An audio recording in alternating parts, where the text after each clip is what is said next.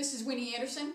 I'm here with Dr. Patricia Rapici. Trish is a doctor of physical therapy. She's in private practice in Woodbine, New Jersey. Woodbine is south on the Garden State Parkway. It's just north of Cape May, exit 17 to be exact.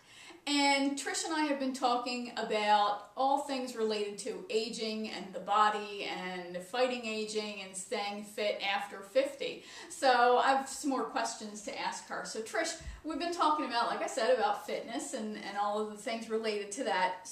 One of the things that seems controversial, why I don't know, but this whole thing around stretching. When do I do it? How do I do it? Why do I do it? People are really confused about it, I think, or at least I am. Mm-hmm. So let's start with, why the heck should you stretch anyway? Well, stretching is really important, and a lot of people, myself included, don't really like to do it. But it is really important because the flexibility that you get from stretching helps to prevent you from injuring the part. The more compliant the part is to the demand, the less likely the risk is for injury to the part. If you think about athletes stretch before, during, and after games because they're constantly putting their bodies at risk for injury by the excessive demands of their sport. The people in our age group, 50 and over, are not, asking their bodies to do what an athlete does, but we also don't start off the day like an athlete. We have less flexibility, we have more stiffness, we have shorter muscles. This comes from aging, from injuries to parts that then heal with scar tissue.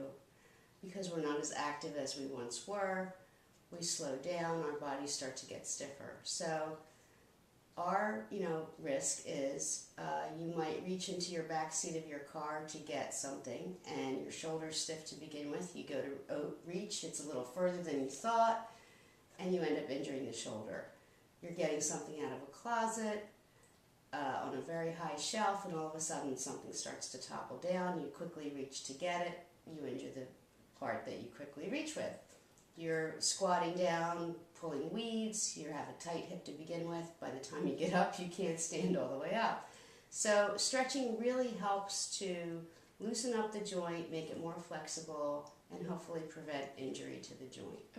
Okay, so it's that issue of flexibility. That's really what's so key. Right. So then, I know even how to stretch then is a big controversial thing because I see pictures, in magazines especially, right, fitness magazines, you see people stretching and you're looking at it going, I don't think you're supposed to do that. So can you talk a little bit about exactly how I can't get my body into that position. That's right. Yeah, not anymore. So how do you stretch? Here's the problem with how. The first problem is if you Google, say, hamstring stretch, you'll come up with at least 10, if not 100, different ways to stretch your hamstring.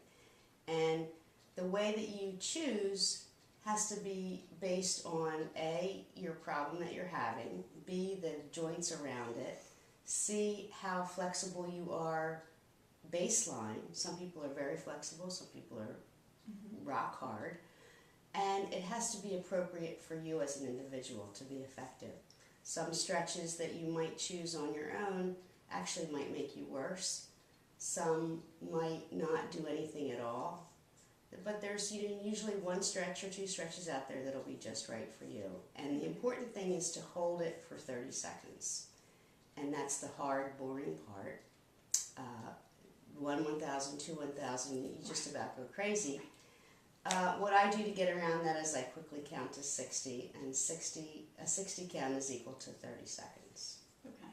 Now, what's the deal with the magic 30? Good question.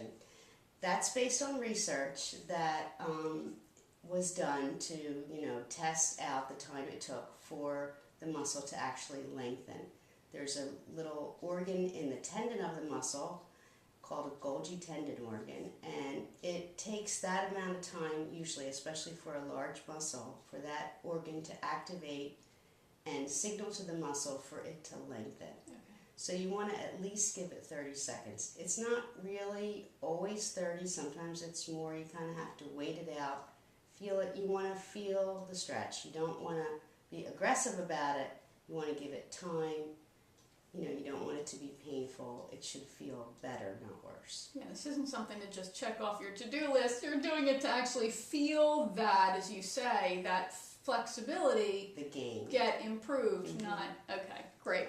So then the next big question I think a lot of people have is this whole issue of when do I stretch? Before, after, during? When should we be doing this? For many years, stretching was traditionally done before the activity. There's been a lot of research lately that says it's better for injury prevention to stretch after the activity. However, the studies that information was obtained from were based a lot on athletes. And what we have to remember as 50 and older is that we don't start the day like an athlete. We don't have the same flexibility an athlete has. We're stiffer, we're sore, we have limitations.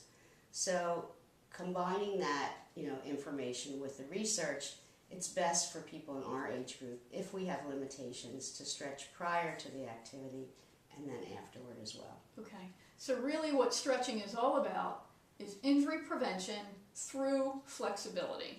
That's the big key. It's the big key, and it also is going to make you more comfortable if you stretch first to do the activity that you're trying to make yourself do in the first place.